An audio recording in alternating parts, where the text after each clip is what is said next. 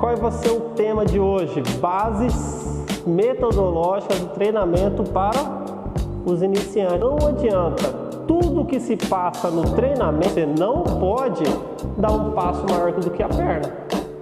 Se você dá um passo maior do que a perna, você vai errar no processo e no desenvolvimento desse seu aluno.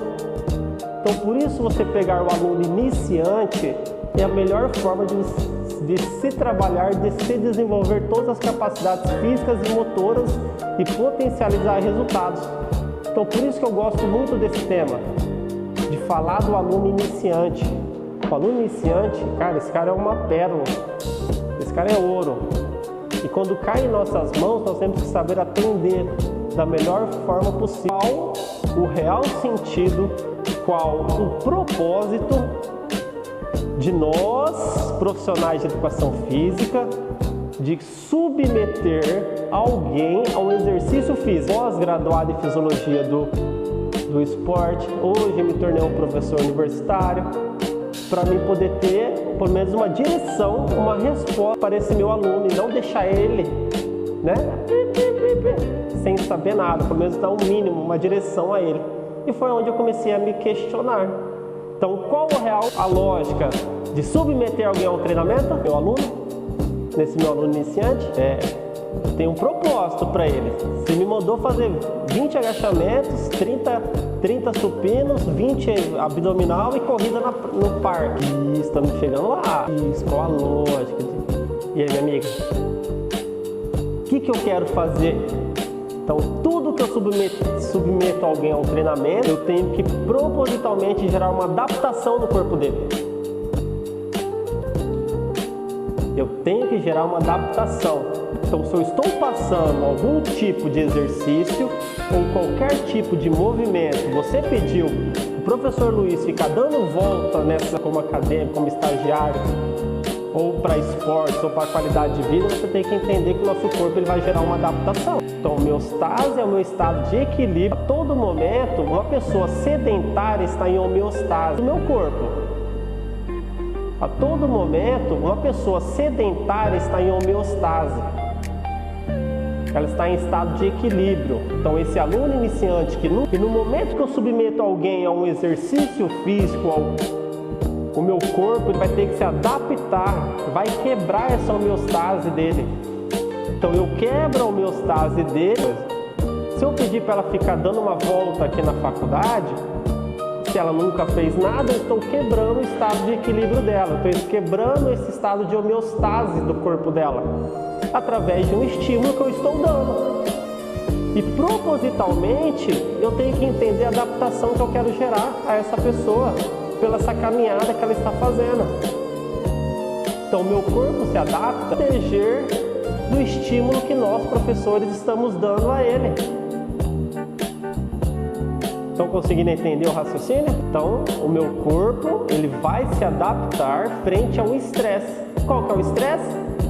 Musculação, crossfit, treinamento funcional, treinamento híbrido, os esportes de quadra, qualquer tipo de movimento. Se uma pessoa iniciante nunca fez nada, é submetido a algo que ele nunca fez, mecanismo de defesa, vai ter que se adaptar. Ficou bacana até aqui? Estão conseguindo entender um pouquinho essa linha de raciocínio?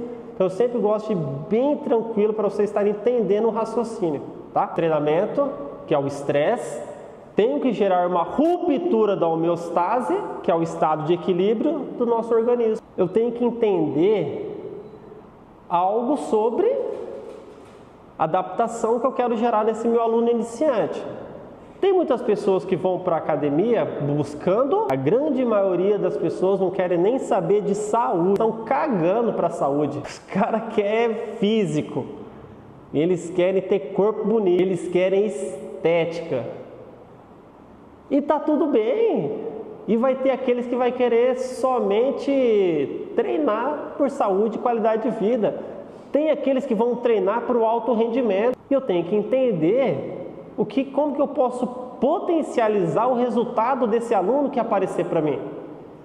Independente onde eu estou, eu tenho que fazer esse aluno chegar no objetivo dele. Ele está no local para ter aqueles objetivos. Ou se é um esporte que vale ouro, ou se é apenas para cuidar da diabetes, que ele está com a diabetes alta, com açúcar alto no sangue. Eu nunca treinei na vida, o que eu vou fazer? Aí vem um cara que está buscando alto rendimento. O que você faz com ele? Pro Dino, o famoso Dino ganhou 3 de 10 para o cara que está buscando medalha de ouro nas Olimpíadas. Quero ganhar massa muscular. Você acha que eu consigo ficar forte em 2 semanas? Aí você tem que dar uma direção para ele. O seu treino, por no mínimo uns 3 a 4 meses, para você começar a ver o seu corpo tendo um pouco de ganho de massa muscular. Por quê? Porque vocês são acadêmicos. Querendo ou não, vocês têm que ir atrás de artigos, de livros, de videoaulas, para vocês verem que analisar que tem muitas citações importantes. E eu sempre fui um cara que fui atrás dessas citações. Então, se o cara falou para mim que ele não tem ganho de hipertrofia muscular, o que eu ia fazer? Porque o professor falou para mim, magrinho aqui, que eu não vou ficar forte em 1 mês. Pois o professor não sabe nada. Eu vou pesquisar e entender por que eu não vou ficar forte. A citação: o sistema nervoso, falei aqui, não falou em nenhum momento de hipertrofia muscular. Se eu não fazer interpretação e se eu não for ler e estudar, isso aqui vai ficar perdido, vai ficar vago. O sistema nervoso otimiza o uso das unidades motoras antes que haja qualquer alteração mensurável nas proteínas contráteis. O que são as proteínas contráteis? São nossas fibras musculares, actinas e miosina. As alterações nas primeiras semanas são neurais,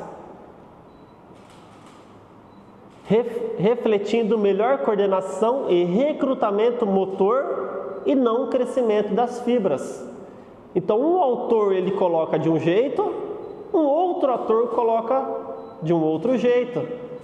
E eu como professor, ou eu como estagiário, ou como acadêmico, eu tenho que fazer essa interpretação para poder guiar esse meu aluno que está buscando hipertrofia muscular, ou esse meu aluno iniciante.